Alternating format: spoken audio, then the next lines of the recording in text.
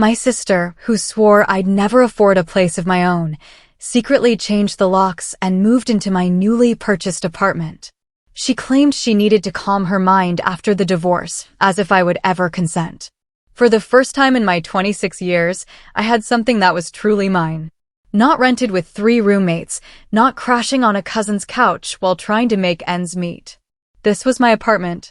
My name on the lease, my blood, sweat, and a whole lot of late-night YouTube tutorials in the fresh white paint on those walls. I wasn't trying to be fancy, just clean. Just mine. I'd spent 4 brutal months pulling double shifts, working weekends, skipping dinners, and pretty much ghosting my social life just to close on this one-bedroom place, a few miles outside the city. It was small, a little older, and definitely needed work, but it was quiet. And it was mine. I know I've said that a lot, but you don't forget the first time you put your hand on your own doorknob, turn the key, and know there's no one on the other side but you. But let me back up, because you need to understand the family dynamic first. Otherwise, what happened won't make sense. Or maybe it will make too much sense. I grew up in a house where the loudest person always got their way. My dad left when I was in middle school and barely looked back. So, it was just me, my older sister Emily, and our mom. And Mom, well, she somehow decided Emily was the second coming of Cinderella. Except instead of doing chores, Emily got excuses. Always. Every bad grade, every tantrum, every breakup, she's sensitive, Mom would whisper. She's going through a phase. For 15 years straight. Emily was 5 years older than me, and she had the confidence of someone who had never been told no. When I was a kid, I used to think she was so cool. She wore makeup, always smelled like vanilla, and blasted music in her car like she was in a movie. But once I hit high school, something shifted. She started talking to me like I was her annoying little servant. Bran, grab me a soda. Bran, do the dishes, or I'll tell Mom you scratched her car. Bran, don't be such a weirdo. When I tried to tell Mom, it was always the same line, just let her be. She's under a lot of pressure. I never quite figured out what that pressure was. She dropped out of college halfway through her first semester, spent a few years hopping from one temp job to another, and then married a guy named Rick, who wore sunglasses indoors and thought sarcasm was a personality trait. Meanwhile, I was the quiet one.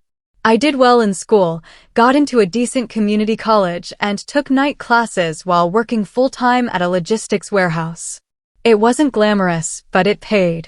And over time, I moved up from unloading trucks to team lead. Nobody gave me anything. I clawed for every promotion, every dollar, every inch of progress. I was used to hearing no and turning it into watch me. That's probably why Emily hated it when I bought the apartment. I wasn't loud about it, didn't throw a party or post it all over social media. But I did bring it up over dinner at Mom's one Sunday. She was microwaving something, Emily was scrolling on her phone, and I casually said, I close on my place this Friday. Emily didn't even look up. Didn't think you could afford anything with those wages. I didn't reply. I just smiled. Mom, to her credit, said, that's wonderful, Brandon. I'm so proud of you. But her eyes flicked towards Emily, like she was worried how she'd take it. Emily let out this half laugh, half snort. Well, I hope you like plumbing problems and loud neighbors. You know how those starter places are. That was her way. Anything good happening to someone else was an attack on her. And when things got worse with Rick, when the fights became louder and then suddenly stopped because Rick was gone, Emily's bitterness grew teeth. She moved back in with Mom for a few weeks, which everyone knew would be months. She took over the living room, spread her stuff across the floor like she owned the place, and started making these pointed comments about how some people just didn't understand how hard life could get. I stayed out of it. I had my own place to focus on. Weekends were spent sanding floors, painting cabinets, installing new light fixtures that didn't flicker like horror movie props. I even learned to tile my own bathroom. By the end of April, I was done. It looked perfect. Maybe not by magazine standards, but to me, it was perfect. And then came that Monday. It was one of those weirdly hot days in early May. I had just finished a shift, shirt stuck to my back, and all I could think about was a long shower, then sitting on my balcony with a glass of iced tea. I walked up to the door, stuck my key in the lock, and it didn't turn. I blinked, tried again. Maybe I was holding it wrong or just tired. I checked the key. My key. I turned it again. Nothing. My heart did this little tap dance against my ribs. Maybe the lock was jammed. Maybe someone messed with it. I jiggled the key, then pressed my ear against the door like some kind of detective. And that's when I heard it. A voice. A woman's voice. Familiar. Laughing. I froze, then knocked. The laughter stopped. A few seconds later, the door opened a crack. And standing there, in one of my t-shirts, was Emily. She looked like she'd just woken up, hair in a messy bun, holding a bowl of cereal. My cereal. "What are you doing here?" she asked, like I was the intruder. I just stared at her. "What? What are you doing here? Why doesn't my key work?" "Oh," she said casually, stepping back. "Mom had the locks changed. We moved in last week." "We." My voice sounded thin. "Me and Jamie," she said, waving vaguely toward the bedroom. "My son, you know, the one you barely see. It's been a hard time for him, Brandon." "Emily, this is my apartment." She gave me this look like I'd just told her the earth was flat. "You're young. You'll bounce back. Jamie needs stability right now." I didn't even register half of what she said. My eyes were scanning the room. My rug, my coffee table, my books stacked on the shelves. It was all still there, except now with toy cars scattered across the floor, dirty bowls in the sink, laundry draped over the couch. I think I stopped breathing. I didn't yell. I didn't scream. I didn't even step inside. I turned, walked back down the stairs, got in my car, and sat in silence for a good 10 minutes, just gripping the steering wheel. My chest felt like it was caving in, like the air had been sucked out of the world. Then I pulled out my phone and called my mom. She answered on the second ring. "Hey, sweetie, why is Emily in my apartment?" I asked. She sighed. Not guilty, not panicked, just tired. "Brandon, please don't make a scene. Emily is going through a really difficult time. You gave her my apartment?" I couldn't believe what I was hearing. "You're young. You'll find something else. It's just temporary until she gets back on her feet. Jamie needs a stable home. And you? Well, you're always working anyway." I felt something snap. Not loud, not explosive, just a quiet crack. I said, "Okay," and hung up. Then I drove straight to the police station.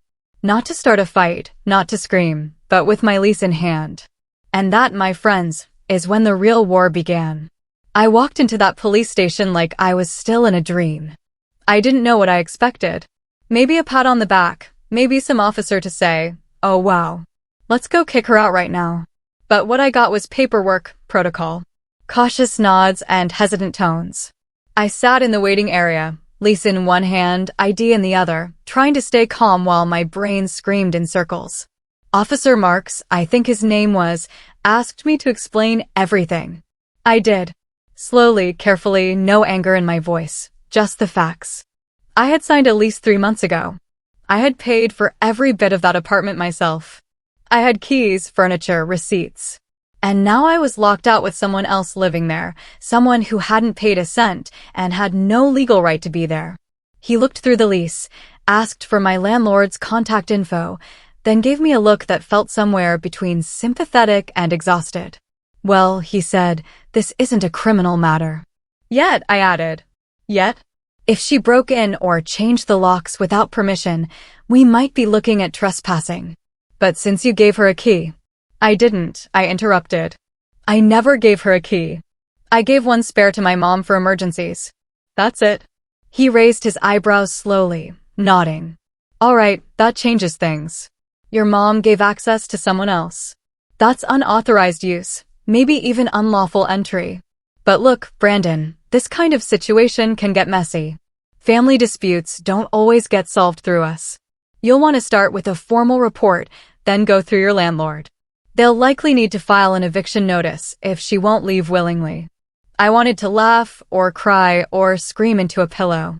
Instead, I just asked for the forms and started filling them out with a numb hand. My phone buzzed with a text halfway through. I ignored it. It was from my mom. "Please don't make this worse, Brandon. She needs this more than you right now. That line stuck with me the rest of the night. I crashed at a friend's place after that. Darren, a guy I used to work with who had a couch and no questions. He offered me a beer and a pillow. I took both. Didn't sleep, just stared at the ceiling thinking about how fast everything had unraveled. The next morning, I called my landlord, Mr. Rios. He was as shocked as I was. "She's what?" he said, his voice going sharp. "You mean someone changed the locks? That's illegal, Brandon. I never authorized that." "I didn't either," I told him. "I wasn't even told. My mom just gave her access." There was a pause. "She's not on the lease," he stated. "I can start the eviction process, but that will take time." Court notice. Sheriff posting. Minimum 30 days unless she leaves voluntarily. 30 days. 30 days of her living in my home, touching my things, eating my food, sleeping in my bed. My stomach twisted. Mr. Rios promised to come by and verify everything in person. But until then, I was stuck in limbo. My apartment wasn't mine anymore, not in practice. I called my mom again that afternoon. She picked up soft and slow, like she'd been waiting for it. "Hi, honey." "Mom, I want you to tell me exactly what happened." She sighed. "Brandon, I know you're upset, but try to understand." Emily showed up crying with Jamie in her arms. She said Rick kicked her out, that she had nowhere to go, and I couldn't stand to see my grandson suffer. "You're doing fine, sweetie. You're strong. You have a good job. And that means you can just give away my apartment?" My voice was rising. "You weren't even there half the time. You're always working or sleeping at friends' places. I didn't think it would be a big deal for a few weeks." I gripped the phone tighter. "You didn't think to ask me? She's your sister, Brandon. Family helps family, and she needs this more than you." There it was again. That phrase. She needs this more than you. Not, "I'm sorry." Not, "You're right." Just a quiet, patronizing dismissal. "I'm coming by tomorrow," I said. "Get her out." "You're not thinking clearly. Don't do something you'll regret." No apology, no accountability, just another excuse. I hung up before I said something I couldn't take back. The next day, I pulled into the driveway with Mr. Rios right behind me. He wanted to witness everything himself. We knocked. No answer. Knocked again. Nothing. Finally, he used the master key he still had, but it didn't work. The locks had been fully changed. Mr. Rios stepped back, rubbing his forehead. Unbelievable. We had no choice but to post a notice on the door, an official warning that the tenant of record, me, had reported unauthorized occupancy and that legal eviction proceedings had begun. I took a picture of the notice and sent it to both Emily and my mom. Neither replied, but later that night, I saw the paper crumpled in a trash can, a photo Emily posted on her private Facebook story. A story I wasn't supposed to see, with the caption, "He thinks this little note scares me. Try harder, baby brother." I stared at that screen for a long time. That's when something inside me shifted. It wasn't just anger anymore. It was something colder, deeper. A few days passed with radio silence. I didn't hear from either of them. Mr. Rios filed the eviction paperwork, and I waited. I floated between friends' places and spent every spare moment either at work or researching tenant rights, lease protections, and how long I might have to wait for this circus to end. Then came the kicker. I got a notification from my bank. A $120 charge at a home decor store I'd used before, followed by another $200 at a furniture outlet. Then groceries, then a delivery service, all charged to my card. I froze, dug deeper, and realized I had never canceled the spare card I'd left in a drawer at the apartment, the one I hadn't used in months. Emily had found it. I called the bank, froze the account, and disputed every charge. Then I called my mom again. This time, I didn't even say hello. "She's using my card now." A pause. Then, "I'm sure it's just for necessities." She wouldn't do that maliciously. She bought a standing mirror and a wine rack. Silence. "I'm reporting this," I said. "To the police." "You would send your own sister to jail?" "She's not acting like a sister." That night, I did report it. I showed them the bank statements, the Facebook story, the lease. Officer Marks took notes and promised to escalate it. They couldn't arrest her yet, but they added it to the case. It was starting to look a lot more like fraud. Still, nothing changed. Emily stayed. The eviction court date was weeks away. I was losing sleep, losing weight, and losing what little faith I had left in family. Then, about 2 weeks later, I got a call from a number I didn't recognize. "Hello, is this Brandon Harper?" "Yeah, this is."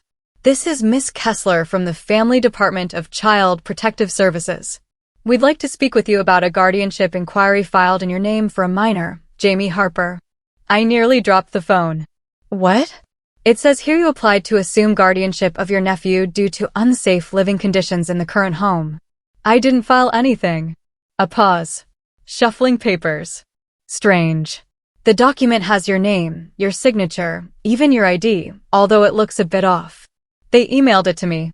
I opened the file and saw my name signed at the bottom of a guardianship request. But the signature was wrong. My name was misspelled on one page. The photo ID was a cropped scan of an old employee badge I'd lost years ago. It was fake. Emily, or someone helping her, was trying to frame me. Whether it was to scare me off, delay the eviction, or paint me as some villain, I didn't know. But it was a line crossed so far it wasn't even visible anymore. I called my mom in a fury. She didn't answer, so I went to her house. She opened the door wearing an apron, as if this were just any other Thursday. "Brandon, please don't barge in." I held up my phone. She forged my signature on a guardianship request. She tried to make it look like I was trying to take her kid. Her face paled, but only for a second. Then it hardened. "I'm sure there's a reasonable explanation." "There isn't. And if you don't help me fix this, you're going down with her." Her lips tightened. She opened her mouth to speak, then stopped. Closed it. I waited. And then she said, in the coldest tone I've ever heard from her, "You always resented her. Don't pretend you didn't. Maybe she isn't perfect, but at least she never abandoned her family." That was the last thing she said before shutting the door in my face. And that was the moment it all shattered. The loyalty, the guilt, the idea that maybe, just maybe, my mom still saw me as her son. She didn't. To her, I was disposable, replaceable, a stepping stone for the daughter who needed it more. And that's when I knew I wasn't getting my home back by waiting. I had to take it back. But I wasn't going to scream or break windows or throw punches. I was going to do it by the book, by the system. They thought I didn't understand. And by the time I was done, they would wish they had never touched a single thing that belonged to me. Especially the lease, especially the card, especially the name they tried to fake. But before that revenge could begin, before I even set my plan in motion, something happened that I didn't expect. Something that changed everything again, and not in a good way. For the first time in my adult life, I stopped showing up to work early. I still got there on time. I wasn't about to give Emily or my mom that satisfaction. But I stopped clocking in an hour ahead, stopped volunteering for double shifts. The fire I'd always had, the hustle, the drive, the constant push to get ahead, had sputtered out like someone poured cold water on it, and I couldn't fake it anymore. My manager noticed. So did my coworkers. But no one said anything. Not yet. I was sleeping on Darren's couch for the third week in a row by then. He never complained. He gave me space, kept things chill, and didn't ask questions I wasn't ready to answer. But I saw the look on his face when I forgot to take the trash out again, when I left my laundry in the washer too long, when I barely said a word during a whole dinner. I was unraveling, quietly, slowly. The eviction hearing was scheduled for 2 weeks out, but every day dragged like molasses. Meanwhile, Emily was living it up in my apartment. Her Instagram had gone from quiet, divorcee vibes to full-on influencer energy. Photos of her cozy new space, my apartment. Jamie eating cereal at my kitchen island, still my cereal. And a post that almost made me throw my phone across the room. Sometimes life surprises you with a fresh start. Thank you to everyone who supported me when I had nothing. I was blocked from viewing it, of course, but people talk. Screenshots get shared. My cousin sent it to me with a simple text. I didn't respond. I couldn't. The weight of everything pressed on me. The betrayal, the silence, the fact that my own mother hadn't even called to check if I was okay. Not once. Not after the fake guardianship filing, not after the charges on my card, not after she slammed the door in my face. I started having dreams about keys. I'd be standing at a door, sometimes my apartment, sometimes my childhood home, and no matter how many keys I tried, none of them worked. The locks would melt, twist, or vanish entirely. And I would wake up drenched in sweat, heart pounding, on a couch that wasn't mine. That was rock bottom. Not dramatic, not loud, just a quiet, steady erosion of everything I had built. And then one morning, something small shifted. It was Darren. He was sitting at the kitchen table, sipping coffee, flipping through a tablet, and he glanced up at me. "You still got that drill?" I blinked. "What? The power drill? You let me borrow it when I moved in. Still works like a beast." "Yeah." "What?" He nodded toward the tablet. "My landlord is letting me redo the shelves in the laundry room. Said I could put in some custom ones if I supply the labor. You in?" I didn't answer right away, but something about the way he said it, like it was normal, like I wasn't a ghost. "Sure," I said. "Why not?" It took us all of an hour. Basic install. But it felt good to do something. To hold tools again, to measure and cut and sand. My hands remembered the rhythm, even if my heart was still playing catch-up.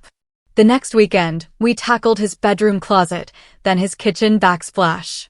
Darren kept finding excuses to bring me into projects, and I didn't fight it. I didn't talk much, but I showed up. I worked. And slowly, something started to come back. Darren noticed. One night over takeout, he said, "You ever think about doing this full-time?" "What, handyman stuff? Repairs, installations? You're good at it, man." I shook my head. "Nah, that's just side stuff." "Why not? You got a knack. You're detail-oriented. You don't cut corners. Half the guys on Craigslist don't even bring a level. You could charge double and still get booked." I didn't say anything, but that night, I pulled out my laptop and started searching. Handyman licensing. Small business registration. Website templates. I didn't sleep much, but for the first time in weeks, it wasn't from anxiety. It was hope. Over the next few days, I juggled work with research. Started making lists, tools I already had, tools I needed, services I could offer, price ranges, insurance, tax stuff. The logistics were dizzying, but I didn't care, because for the first time in weeks, I was building something. A few days later, Darren let me tag along on a job he was doing for a coworker, mounting a TV and fixing a broken cabinet. I did most of the work. Darren watched, cracked jokes, offered beer. After, the coworker tipped us both. "You're a pro," he said. "You do this full-time?" I didn't lie. Not yet.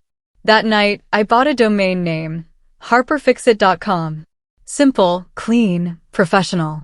I made a basic logo, set up an email address, and started working on a one-page site.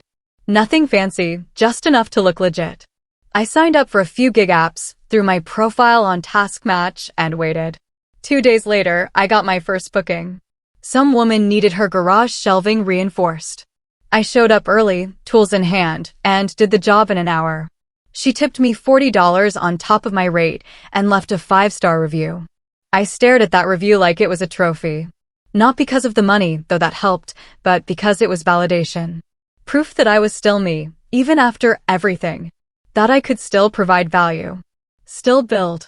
Word spread slowly. A few more jobs came in. I updated my site, got business cards printed. Harper Fixit became more than just a name. It became my way out. And through it all, I kept things quiet. No posts, no texts to my mom, no comments on Emily's nonsense. I didn't try to justify myself to the family group chat that had gone oddly silent since everything happened. Let them think I was broken. Let them think I was licking my wounds in some basement. I was building. Planning. And I wasn't just getting my apartment back anymore. I was getting my life back. But the next twist that came out of nowhere, it was a Saturday afternoon when I got a message on the Harper Fixit contact form. The name listed, Rick. Yeah, that Rick. Emily's ex.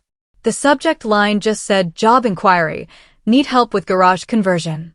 I stared at the message for a full minute. Then I read it again. Hey, not sure if this is the right Brandon, but if it is, I need some work done. Converting my garage into a home office. Saw your site through a neighborhood group. Let me know if you're available. Also, sorry about everything. I heard what happened. I didn't even know how to process it. Why was he reaching out? And what did he know? I didn't reply right away. I thought about it for a whole day. Then I typed a response. Hey, Rick. Yeah, it's me. Let's talk. We scheduled a call. 5 minutes in, I realized he wasn't the same guy Emily had painted him to be. I'm not here to pick sides, he said. But I thought you should know, Emily's version of things is not exactly the truth. No kidding, I laughed, a short, humorless bark. I didn't even know she had a boyfriend. Yeah, they met last month. He doesn't know the half of it. That stuck with me. Emily was spinning stories, crafting a whole new narrative about what happened, about me, while I was quietly picking up the broken pieces. And that's when I knew I couldn't just sit back and wait for the eviction hearing. I needed leverage. I needed proof. So, I started collecting screenshots of Emily's posts, bank records showing the charges on my card, emails with timestamps, photos of the fake guardianship documents. Even Rick offered to write a statement confirming that Emily had bragged about squatting in my place. I saved it all, categorized everything in folders, printed copies, backed it up twice. Because I wasn't just preparing for eviction court anymore. I was preparing for war. But just when I thought I had everything under control, just when I thought I was done falling, I got a call from Mr. Rios. Brandon, he said, his voice grim. You need to come to the apartment now. My stomach sank. What happened? She's not here, but there's something you need to see. I dropped everything and drove over. When I got there, the door was open. The lock was busted. Mr. Rios stood just inside the living room, his face unreadable. I stepped past him and froze. The place was trashed. Furniture overturned, walls scuffed, cabinets left open, broken glass in the kitchen. My TV was gone. So was the microwave. And the shelves I installed in the hallway. She hadn't just moved out. She had cleared the place and left me with the wreckage. Mr. Rios handed me a folded note he'd found taped to the fridge. In sloppy handwriting, it read, "Thanks for the free ride. Good luck fixing this dump. Maybe next time, don't be such a selfish little snake." And below that, a smudged, smiley face. For a long time, I just stood there, staring at the empty space where my couch used to be. The apartment I had bled for, worked for, lived for, gone. But weirdly, I didn't feel broken. Not anymore. Because what Emily didn't know, what none of them knew, was that I had already taken photos of everything before. That I had receipts, witnesses, a timeline. She would think she won, that she had taken the last word. But she hadn't seen the new Brandon, the one who knew how to rebuild, the one who was going to make every single one of them pay. Legally, carefully, and with a smile. Because the fall was over and the rise? It had just begun. It's funny how losing everything can make you see clearly. I stood in the center of my trashed apartment floor, littered with glass shards, drywall dented like someone had taken a bat to it, and felt calm. Not numb, not broken, just still. Like the kind of silence you hear right before a storm starts rolling in. The calm before. Mr. Rios was pacing by the door, muttering about insurance and damages, but I tuned him out. My eyes traced every missing piece. The stolen microwave, the gutted TV stand, the decorative light fixtures I installed myself, gone. The shelves I measured and leveled to perfection, ripped from the walls, screws still embedded in the paint. It wasn't just vandalism. It was intentional. Emily hadn't just moved out. She had emptied the place like it was a hotel room she never planned to pay for. And then she left that note. Thanks for the free ride. Good luck fixing this dump. She thought that was the final move. She thought she had won. But all she had done was hand me exactly what I needed. Because now I didn't just have eviction paperwork. I had evidence of theft, destruction of property, and malicious intent. I had photos of the apartment before and after. I had bank records. I had the fake guardianship filing she tried to sneak under my name. I had Rick, her ex-husband, willing to testify. And more than anything, I had no fear left. No ties, no illusions, no mercy. Once Mr. Rios filed the police report for damages and left to contact his insurance company, I stayed behind. I sat on the floor, bare, cold, and stained with something sticky I didn't want to identify, and started making lists. The kind of lists you only make when you're past the point of heartbreak. Step by step, methodical. 1. Police report already filed by Mr. Rios. I would add to it with the missing items list, photos, and any receipts I could dig up. My bank statements would show some of the stolen electronics had been charged to my card. 2. Legal prep. The eviction hearing was still on the books, but now I had grounds for civil damages and possible criminal charges. I needed a lawyer. Not a flashy one, just someone sharp, quiet, and thorough. 3. Financial lockdown. All my cards had been changed, my credit monitored, but I ordered a new freeze on any line of credit and flagged my name with the 3 major bureaus just in case Emily tried something again. 4. The guardianship forgery. That needed to be escalated. I had already filed the report with CPS and provided a copy to the police. Now it was time to push hard. 5. Character witnesses.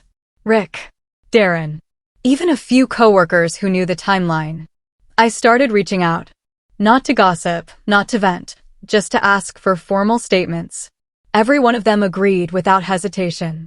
By the end of the night, I had 5 folders, physical and digital, labeled lease and property, fraud and identity theft, financial theft, witness statements, and timeline and evidence. I was building a case. Not just for court, but for everything. Because here's the thing about people like Emily, and unfortunately, people like my mother, too. They rely on you staying quiet. They feed on guilt, on family ties, on the idea that you won't dare fight back. But I had already fought my way out of the dirt to buy that apartment. Worked double shifts. Learned how to tile a bathroom from scratch. I had clawed every inch of success with no help. And now I had nothing left to lose. So I started making calls. The first was to Rick. I need that statement, I said. The one you offered. In writing. He didn't hesitate. You got it. 2 days later, I had a signed, notarized letter describing everything Emily had told him, how she admitted to changing the locks, laughed about taking over the place, and called me too weak to do anything about it. Rick even offered screenshots of texts she had sent him during the move, bragging about living rent-free and showing Brandon how things work in the real world. That went into folder number 4. Next, I contacted CPS again and pushed the forgery issue. I told them I had proof the document submitted was not only falsified, but part of a larger harassment pattern. I was calm, respectful, but firm. And that's when I got a name, Detective Owens. He was being assigned to the forgery case. I emailed him the entire folder, every file, every photo, every discrepancy in the forged form. Within a day, he replied. Short and simple, received. This is being escalated for formal review. We will update you shortly. Momentum. I could feel it building. Meanwhile, Mr. Rios hired a contractor to assess the damage. He brought me along to walk through the apartment and confirm what had been taken or destroyed. The contractor whistled under his breath. She ripped out the light sockets too, man. That's spite. That's not even theft, that's just mean. We both laughed, but mine was hollow. Still, I took pictures, measured what needed repair, saved every invoice the contractor sent Mr. Rios. I offered to help fix it myself. Rios declined. You've done enough. Focus on the case. I'll handle the apartment. The next piece of the setup was harder. I had to talk to my mom. Not because I wanted closure. I didn't. I just needed to hear what she knew and, more importantly, what she didn't. I showed up at her house unannounced. She opened the door wearing a knitted shawl and holding a half-eaten apple. She blinked. Brandon. I'm not here to fight, I said. I just want clarity. She let me in with a sigh. The house smelled like lavender and lemon polish, familiar in a painful way. I sat on the couch. She stood by the doorway like a chaperone. I need to know, I said. Did you help her forge those documents? Her face shifted, not shocked, but performatively hurt. I didn't forge anything, she said quietly. She showed me a paper and said it was part of custody arrangements. I didn't ask questions. I stared at her. Did you read it? No. Did you see my signature?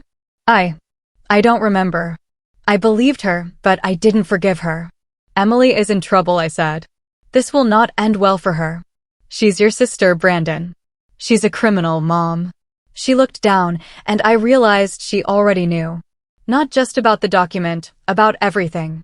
The fake charges, the vandalism, the manipulation. She had to know. She just didn't want to face it. I stood. I will not let her do this again. Not to me. Not to anyone. Mom said nothing. She didn't follow me to the door. And that silence told me more than words ever could. She had chosen her side, which made mine easier to choose. I cut all contact after that. Changed my number, blocked both of them on everything. Darren helped me set up call filters so their names would never show up again. And I went back to work. Not at the warehouse. That chapter was done. I was Harper Fix-It now. Full-time. I had built up enough momentum, enough word-of-mouth jobs, repeat clients, and glowing reviews that I could finally let go of the 9-to-5 grind. I registered my business officially, paid the licensing fees, started offering package deals. I even invested in better gear, tools I dreamed of when I was broke, scouring clearance aisles.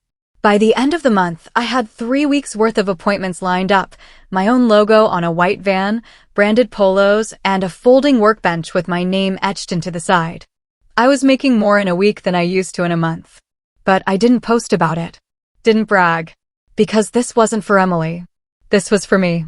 Still, part of me wanted her to know, to see what I had built from the ashes she left behind. And I would get that chance. Because then, out of nowhere, I got an email from an address I didn't recognize. The subject line just read, from Jamie, with help from my friend's mom. My heart stopped. I opened it. Hi, Uncle Brandon. I don't know if you're mad at me too. Mom said you hate us now, but I don't believe that. I miss you. Can I see you sometime? Attached was a drawing, crayon on paper, a stick figure, me, with a big wrench in one hand and a smile, standing next to a little kid holding a toolbox. It broke me. And it reminded me exactly why I had to finish this. Not just for justice, but to protect the next person Emily tried to manipulate. Even if it was her own son. So, I made my final list. 1. Deliver all evidence to Detective Owens and follow up weekly. 2. Confirm police report for damages with Mr. Rios and sign affidavit. 3. Finalize civil lawsuit paperwork with attorney. 4. Notify CPS of Jamie's letter without pushing contact. 5. Prepare public-facing post if needed, something honest, calm, with facts. Because if Emily wanted to spin lies, fine. But I had the truth and the law and momentum. I was done playing defense. Now it was my move. The final move didn't come in a dramatic courtroom scene or some screaming confrontation in a parking lot. That would have been too easy, too loud. Emily always thrived on drama. Chaos was her currency. So, I chose the one weapon she could never understand, silence. Steady, strategic, legal silence. I waited for the hearing. The eviction case that had started everything was finally going to court. And despite everything Emily had done, she still showed up late. No lawyer, no apology, just a cheap white blouse and that same smug smirk she'd worn the day she changed the locks to my apartment. She didn't even look at me when she walked in. Didn't glance at the folder I'd placed neatly on the desk in front of me, labeled in bold, evidence of theft and fraud, Emily Harper. I had everything inside. Receipts for the missing electronics, photos of the damage she caused, screenshots of her social media posts bragging about living in my apartment rent-free, Rick's notarized statement, police reports, the bank fraud paperwork, the guardianship forgery. The judge, a tired-looking woman in her 50s with no time for games, didn't need long. After barely 20 minutes, she ruled in my favor. Immediate eviction was granted, retroactively applied since Emily had already vacated. Mr. Rios was awarded damages for the destruction of the property. I was awarded restitution for theft and unauthorized credit card usage. Emily didn't say a word. She didn't need to. Her face did all the talking. And when the judge asked her if she had anything to add before closing, she finally opened her mouth. "He's blowing this out of proportion," she said. It was just family helping family. The judge stared at her. "That's not what the evidence says, Miss Harper." This is not a family matter anymore. It is a legal one. That was the first crack. But the real hit came a week later. Detective Owens called me with an update. The forgery of the guardianship request was not just a misdemeanor. It had crossed the line into criminal territory. Emily had submitted a falsified document to a government agency. Combined with the statement from CPS and the falsified ID she used, it was enough for the DA to press charges. Fraud, forgery, identity theft. A court date was set. A public defender was assigned to her since she couldn't afford her own lawyer. And despite everything, she still tried to spin it like I was the one who betrayed her. I didn't respond to the texts. I didn't call her back when she left a voicemail saying, "This could ruin me, Brandon. Think about Jamie." Jamie? I had been thinking about Jamie. I didn't reply to him after that first message, not directly, but I did contact CPS again. Quietly, carefully. I told them I wasn't trying to seek custody. I just wanted to make sure Jamie was safe. I gave them everything I had, her living conditions, her instability, her manipulations. I even forwarded the messages she had sent about using Jamie to guilt me. They thanked me, said they would take it from there. A few weeks later, I heard through Rick that he had filed for full custody. Apparently, CPS had reached out for a home check. That's when they discovered Emily had been leaving Jamie with friends for days at a time, bouncing between boyfriends' houses and still trying to figure things out. She failed to appear at a scheduled follow-up. Then she failed another. That was it. Rick got temporary custody. Full legal custody was pending a hearing, but Jamie was already living with him. Emily's world was crumbling, and she couldn't stop it. She tried to call me again, this time sobbing into the phone, her voice thick. "I messed up. Okay, I didn't mean to go that far. I was desperate. Can we fix this?" I didn't answer. I had already blocked her number. It was Darren who finally said what I had been thinking all along. "You didn't destroy her, man. She did that herself. All you did was stop her from doing it to you again." By then, Harper Fix-It was booming. I had 3 guys working with me now, 2 part-time, 1 full-time. We were booked out for 3 months in advance. I had an LLC, a tax ID, and a logo on the side of my work van. I even got invited to speak at a local entrepreneurship event. Life wasn't perfect. There were still nights I would stare at the ceiling, wondering how I let it go so far. Still moments when I would remember a birthday or a holiday and feel the hollow space where family used to be. But I didn't miss them. I missed the idea of them. That's not the same thing. The last piece fell into place 6 months after the eviction. I got a letter from the court. Emily pled guilty to reduced charges under a deal. She would avoid jail time, but she would have a record, a hefty fine, mandatory counseling, community service, probation. It wasn't everything I wanted, but it was enough. And when I walked back into that apartment, freshly repainted, the smell of sawdust and lemon oil in the air, I stood in the middle of the living room, closed my eyes, and breathed in. It was quiet. It was clean. It was mine again. No noise, no lies, just me. I had started from nothing, lost everything, and built it all again. But this time, stronger, smarter, and with the kind of peace no one could take away. Not Emily. Not even my mom. Because the truth is, revenge doesn't always have to be loud. Sometimes the most powerful revenge is just rebuilding quietly and letting them watch. She stole my home, so I built a life she could never break. So, tell me, have you ever faced a betrayal so deep it changed the entire trajectory of your life? What did you build in its place? Let me know in the comments below. I'm genuinely curious to hear your stories.